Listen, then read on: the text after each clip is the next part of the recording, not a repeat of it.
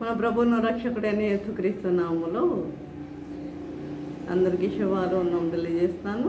ప్రియులారా, అందరూ బాగున్నారు కదా. మరి ఈరోజు ధ్యానించబోయే అంశం ముందు లేఖన భాగంలో ఏంటంటే చూడండి. కీర్తన గ్రంథం 35వ అధ్యాయం 11వ వచనం. యెహోవా నీ నామము నిత్యము నిలుచును, నీ నామము నిత్యము నిలుచును. యెహోవా నీ జ్ఞాపకార్థమైన నామము తరతరములుండును. దేవుడి పరిశుద్ధ వాక్యం దీవించను గాక. ఆమేన్. ప్రార్థన చేసుకుందాం. పరిశుద్ధుడా, ప్రేమగల తండ్రి, నీ పరిశుద్ధ పాదముతో దేవా ప్రభా తండ్రి, దుర్గమైన తండ్రి, మమ్మల్ని కాపాడినందుకు ఉన్నాం నాయన ప్రభా.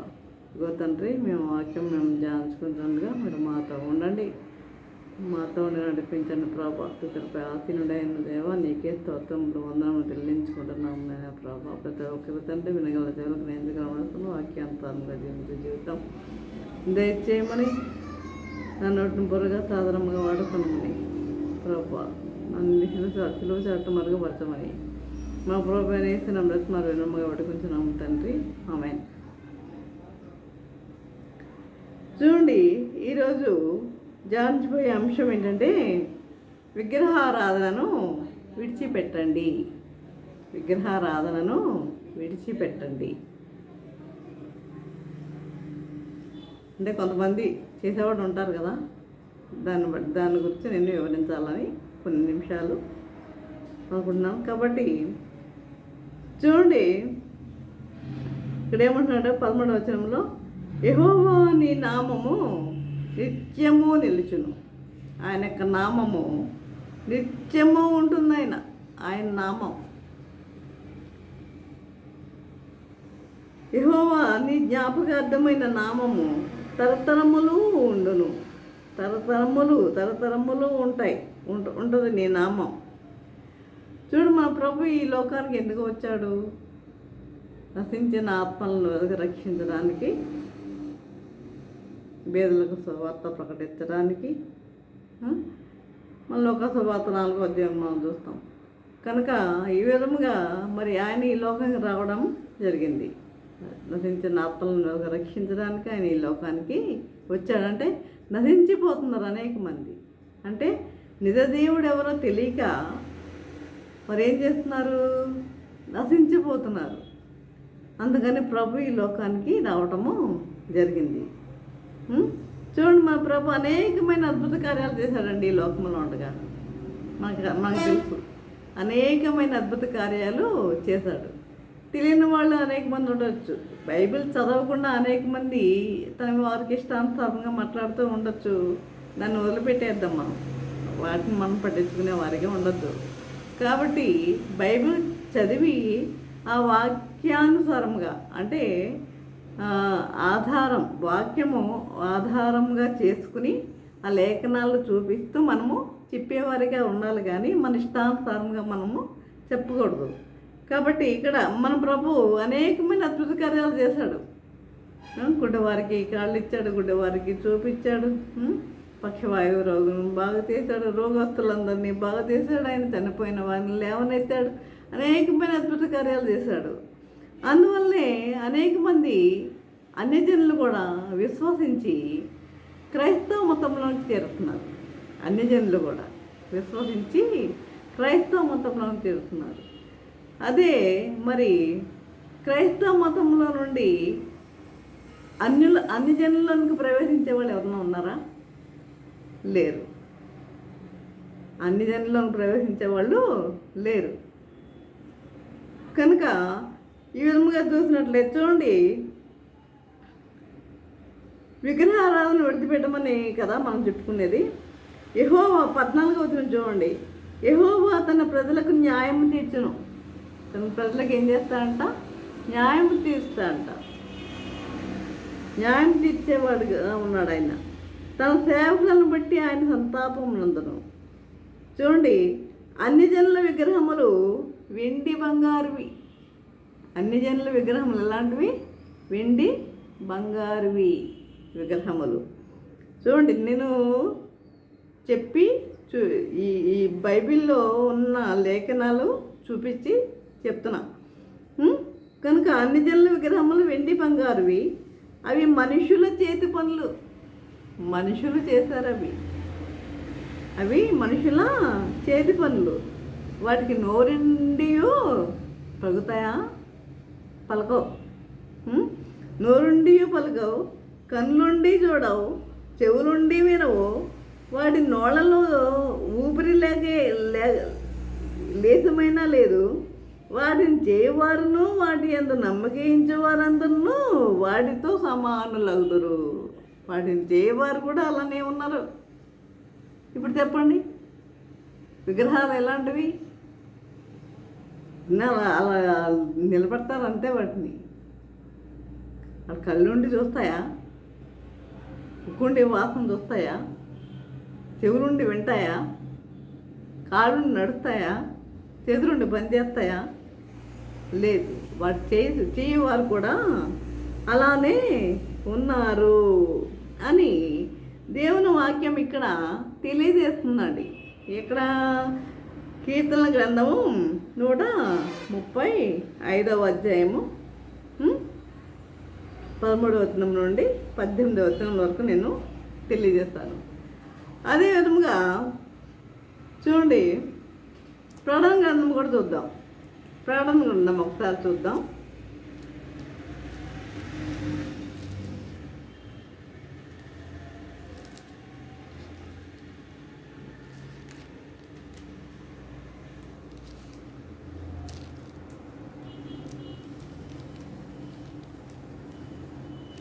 ఇరవై 21వ అధ్యాయం 8వ వచనం. పిరికివారును అవిశ్వాసులను, అసహ్యులను, నరహంతకులను, వ్యభిచారులను, మాంత్రికులను, విగ్రహారాధికులను. కనపడిందా? విగ్రహారాధికులను, అబద్ధికులందరూ. అబద్ధాలు ఆడతారండి. ఊరికే వచ్చేస్తారు నోటి నుండి అబద్ధాలు, ఎక్కడ లేనివన్నీ అబద్ధాలు తిప్పేస్తూ ఉంటారు. అబద్ధికులందరూ ఎక్కడ పడతారంట? అగ్ని గంధకములతో మండు గుండములో పాలు పొందుదురు. అగ్ని గంధకములతో మండు గుండములో పాలు పొందుదురు. అగ్ని గంధకములో మండు గుండములో పాలు పొందుతారు వాళ్ళు. అగ్ని ఆరదు, పురుగు చావదు అన్నట్లుగా ఆ నరకములో యాతన పడుతూ ఉంటారు. కేకలెత్తు ఈ యాతన పడుతుంది ఈ ఆత్మ. ఇది రెండవ మరణం. మొదటి మరణం ఏంటి? శారీరకంగా మనం మొదటి మరణం అంటే నువ్వు ఎన్ని సంవత్సరాలను బతకొచ్చు, ఇష్టానుసారంగా రాజ్యం వెళ్తూ, ఇష్టానుసారంగా అందరినీ బూతులు తిడుతూ, ఎన్ని విధాలుగా అన్నా నువ్వు ఎన్ని సంవత్సరాలన్నా బతకొచ్చు. 100 బతకొచ్చు, 110 బతకొచ్చు, 120 బతకొచ్చు, ఎన్ని సంవత్సరాలన్నా బతకొచ్చు. కానీ నీ మరణం తప్పదు. అది మొదటి మరణం. ఇది అంటే ఈ లోకంలో చేసేవే ఈ పొరపాట్లన్నీ లోకంలో చేసేవే, దానికి ఇది రెండవ మరణం. అందుకు నిన్ను ఎక్కడ తీసుకెళ్ళేస్తాడు దేవుడు? నరకంలో పడేస్తాడు అంతే. నరకంలో గుర్తుపెట్టుకోండి అందరూ, నరకంలో పడేస్తాడు తీసుకెళ్ళి.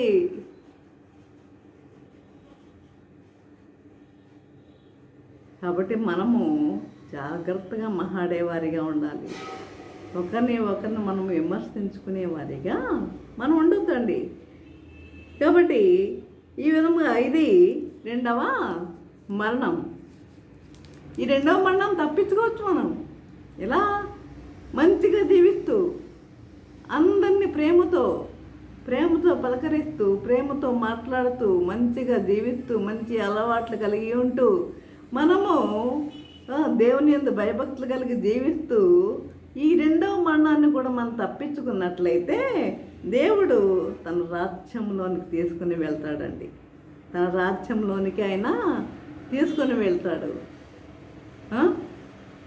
ఆ విధంగానే మరి ఇక చూసినట్లయితే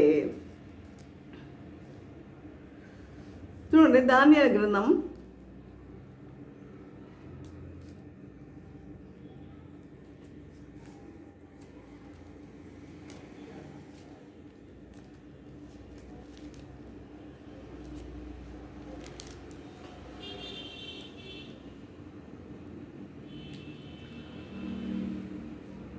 3వ అధ్యాయం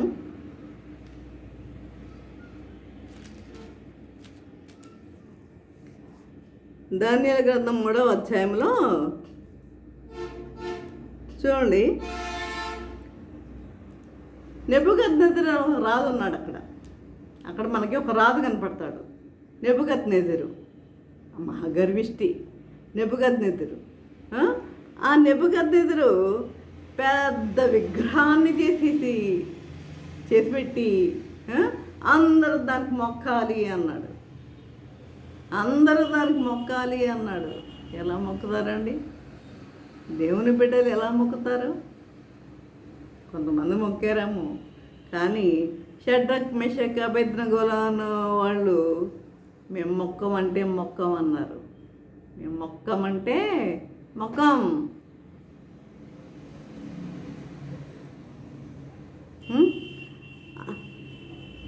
అయితే అందుకు నెబుకద్నెజరు అత్యాగ్రహముతో రౌద్రము గలవాడై, 13వ వచనం, రౌద్రము గలవాడై షద్రకును మెషకును అబేద్నెగోను పట్టుకుని రండని ఆజ్ఞేయగా వారు ఆ మనుషులను పట్టుకుని రాజసన్నిధికి తీసుకుని వచ్చిరి.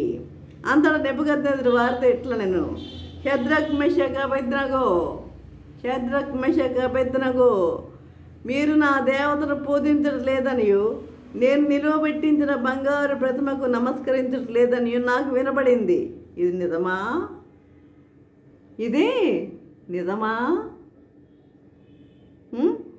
అయితే బాకాను పిల్లంగురవియు పెద్ద వీణెను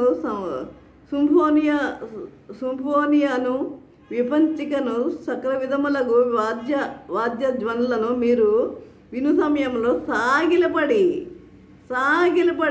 సాష్టాంగ నమస్కారం సాగిలపడి నేను చేయించిన ప్రతిమకు నమస్కరించుటకు సిద్ధంగా ఉండిన ఎడల సరే, మీరు నమస్కరించని ఎడల తక్షణమే మండుచున్న వేడిమి గల అగ్నిగుండంలో మీరు వేయబడుదురు. తక్షణమే మీరు మండుచున్న వేడిమి గల అగ్నిగుండంలో వేయబడతారు అని చెప్పాడు. అయితే నా చేతిలో నుండి మిమ్మల్ని విడిపింపగల దేవుడు ఎక్కడున్నాడు? చూసారా అహంకారం? చూసారా? చాలామంది ఇప్పుడు కూడా అదే ఉంది. ఆ అహంకారంతోనే రాయిస్తానుసారంగా మాట్లాడుతున్నారు అనేక మంది. కనుక ఇది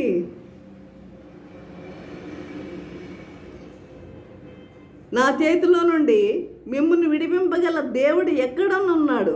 షద్రకును మెషకును అబేద్నెగో రాజుతో ఇలాగ చెప్పిరి. ఏమన్నా తెలుసా? రాజా అనలేదు, ఏమనలేదు. ఏమన్నారు? నెబుకద్నెజరు. చూసారా? పేరు పెట్టి పిలుస్తున్నారండి, పేరు పెట్టి పిలుస్తున్నారు. నెబుకద్నెజరు, ఇందును గురించి నీకు ప్రత్యుత్తరం ఇయ్యవలన చింత మాకు లేదు. మేము సేవించుతున్న దేవుడు మండుచున్న వేడిమి గల ఈ అగ్నిగుండంలో నుండి మమ్మల్ని తప్పించి రక్షించుటకు సమర్థుడు. మేము సేవించున్న దేవుడు యెహోవా దేవుడు. ఈ పరిశుద్ధ గ్రంథం ఆయనదే, పనికి మారింది కాదండి. ఇది పరిశుద్ధ గ్రంథం. భయముతో వణుకుతో చదవాలి. బైబిల్ పట్టుకునేటప్పుడు కూడా చేతులు శుభ్రంగా కడుక్కొని మరీ పట్టుకోవాలి బైబిల్ని. దేవుడు మండుతున్న వేడిమి గల ఈ అగ్నిగుండంలో మమ్మల్ని తప్పించి రక్షించుటకు సమర్థుడు. మరియు నీ వశమున పడకుండా ఆయన మమ్మను రక్షించును. ఒకవేళ ఆయన రక్షించకపోయినను,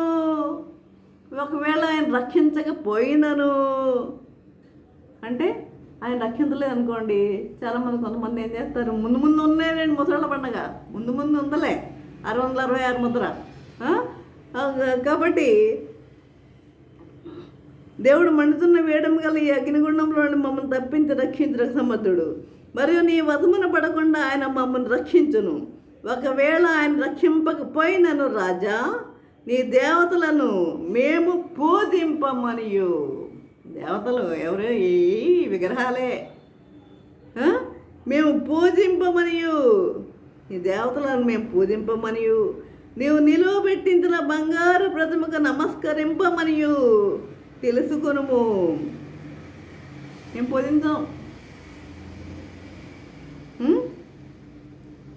అందుకు నెబుకద్నెజరు అత్యాగ్రహము నందినందున షద్రక్ మెషక్ అబేద్నెగో అను వారి విషయములో ఆయన ముఖము వికారమాయను. అంటే ఆయన ఎదిరించినందుకు ఆయన ముఖం ఎలా అయిందట? వికారమైంది. వికారమాయను కనుక గుండము ఎప్పటికన్నా 7 అంతల వేడెముగా చేయమని ఆజ్ఞ ఇచ్చాను. మరియు తన సైన్యములో నుండి బలిష్ఠులలో కొందరిని పిలువనంపించి షద్రకును మెషకును అబేద్నెగోను బంధించి వేడిమి గల మండుచున్న గుండములో వేయుడని ఆజ్ఞేయగా, వారు వారి అంగీలను, నిలువటంగీలను, పైన వస్త్రములను, తక్కిన వస్త్రములను తీయకయే ఉన్నపాడున ముగ్గురిని వేడిమి గల అగ్నిగుండములో వేశారు. అయితే రాజాజ్ఞ తీవ్రమైనందున గుండము మిక్కిలి వేడిమి గలదైనందున షద్రక్ మెషక్ అబేద్నెగోలను విసిరివేసిన మనుషులు అగ్నిజ్వాలలతో కాలిపోయారండి. షద్రకును మెషకును అబేద్నెగోలను విసిరేశారు కదా, విసిరేసిన మనుషులే కాలిపోయారు. ఇక్కడ ఒకటే వండర్, గుర్తుపెట్టుకోండి. విసిరివేసిన మనుషులే కాలిపోయారు ఇక్కడ. కనుక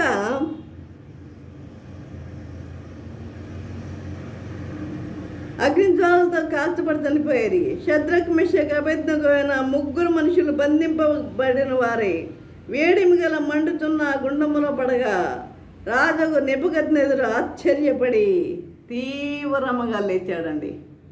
ఎందుకు? ఆశ్చర్యపడ్డాడు. ఆశ్చర్యం కలిగింది ఆయనకి. ఎందుకు ఆశ్చర్యం కలిగిందో తెలుసా?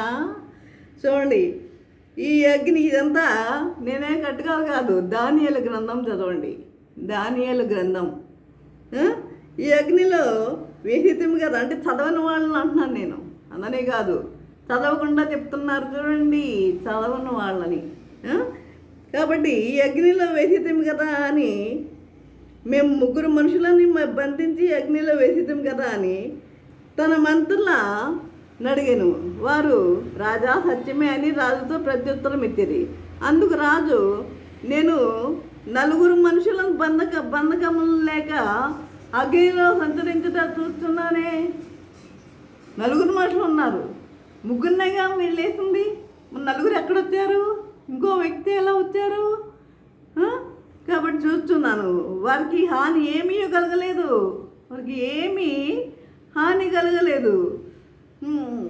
నాలుగవ వాని రూపం ఎలా ఉందట? దేవతల రూపం పొలినదని వారికి ప్రత్యుత్తరం ఇచ్చాను. అంతట నెబుకద్నెజరు వేడిమి కలిగి మండుచున్న గుండము వాకిల దగ్గరికి వచ్చి, షద్రక్ మెషక్ అబేద్నెగోలారా, మహోన్నతుడగు దేవుని సేవకులారా, బయటకు వచ్చి నా యొద్దకు రండని పిలవగా, షద్రక్ మెషక్ అబేద్నెగో అగ్నిలో నుండి బయటికి వచ్చిరి. ఈయన పిలవగా అందులో నుంచి బయటికి వచ్చారు. బయటికి వచ్చి అధిపతులను, సేనాధిపతులను, సంస్థానాధిపతులను, రాజు యొక్క ప్రధానమంత్రులను కూడి వచ్చి ఆ మనుషులను పరీక్షించి వారి శరీరములకు అగ్ని ఏ హాని చేయకుంటయు, వారి తల వెంట్రుకల్లో ఒకటైనను కాలిపోకుండుటయు.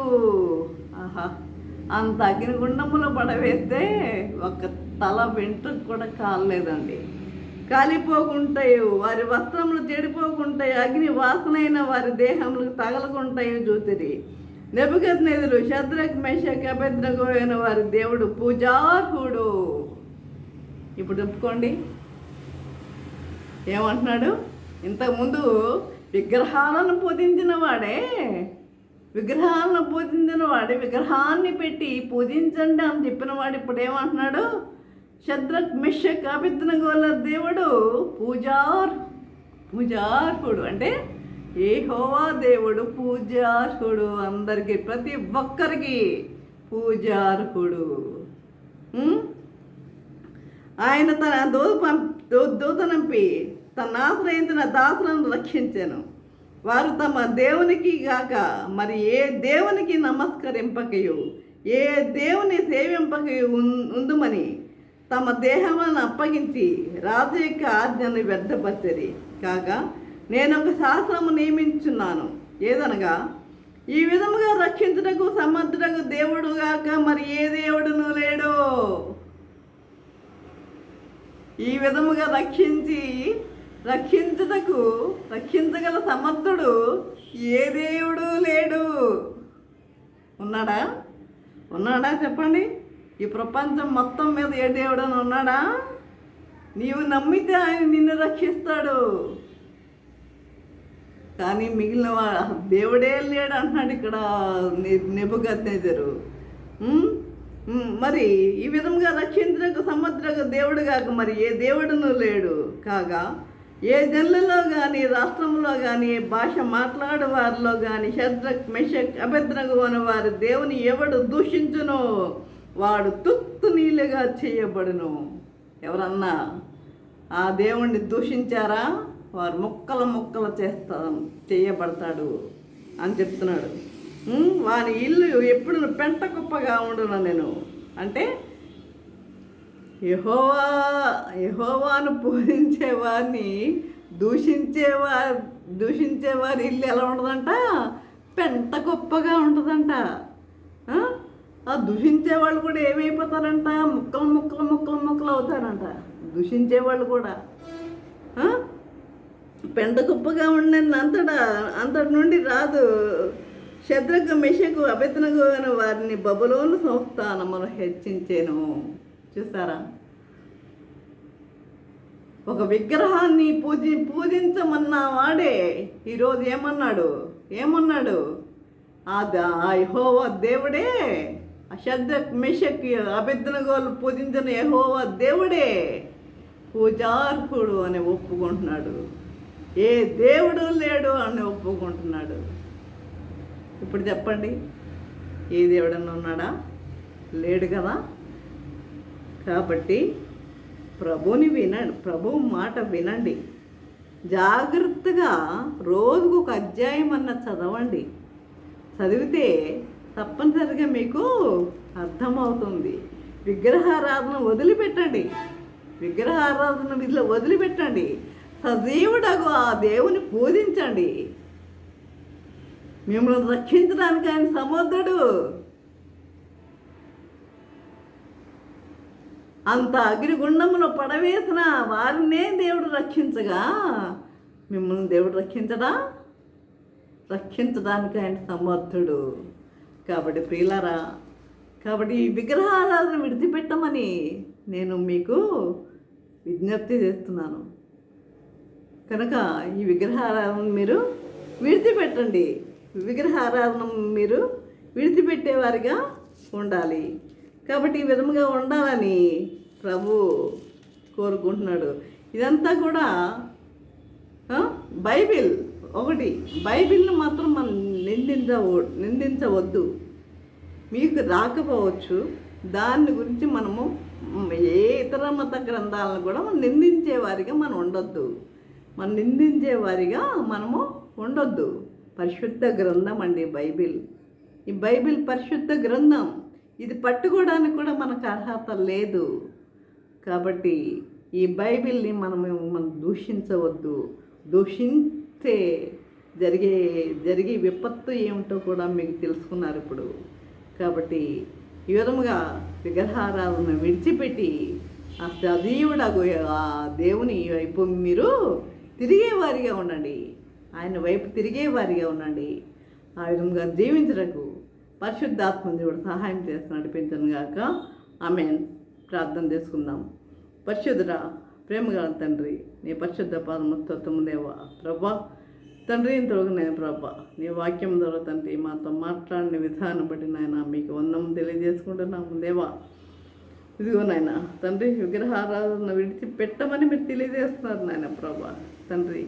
అదే తండ్రి ఎంతమంది అయితే ప్రభా వాక్యం విని ఉన్నారో తండ్రి తండ్రి, మరి ప్రతి ఒక్కరు నాయన ప్రభా ఇక్కడ నుండైనా బైబిల్ జాగ్రత్తగా వారు చదివి భయముతో వణుకుతో భక్తితో వారు బైబిల్ చదువుతూ తండ్రి మరి ఆ యొక్క నీ యొక్క పరిశుద్ధ గ్రంథాన్ని వారు చదివేవారిగా ఉండకొని కృప చూపమని వేడుకుంటున్నాము నాయన ప్రభా తండ్రి. విధంగా ప్రతి ఒక్కరిలో మారు మనసు కలుగజేయండి. తెలిసి తెలియక ఎవరన్నా ఏదన్నా అన్నా వారిలో వారిని క్షమించే దేవుడు నాయన. నువ్వు వారిని క్షమించే దేవుడు కానీ శిక్షించే దేవుడు కాదు నాయన. ఆ బిడ్డలను దీవించండి, ఆశీర్వదించండి, వారిలో మార్పు కలుగజేయమని మా ప్రభు అయిన యేసయ్య నామమున మరి విన్నము వేడుకుంటున్నాము తండ్రి. ఆమేన్. తండ్రి అయిన దేవుని ప్రేమయు, కుమారుడు అయిన యేసుక్రీస్తు కృపయు, పరిశుద్ధాత్మక అన్యోన్య సహవాసము, సకల దీవెలను సదాకాలము ప్రభా తండ్రి. ఎంతమంది అయితే ప్రభా వాక్యం విని ఉన్నారో ప్రతి ఒక్కరికి తోడు నిల్చుండను గాక. ఆమేన్, ఆమేన్, ఆమేన్.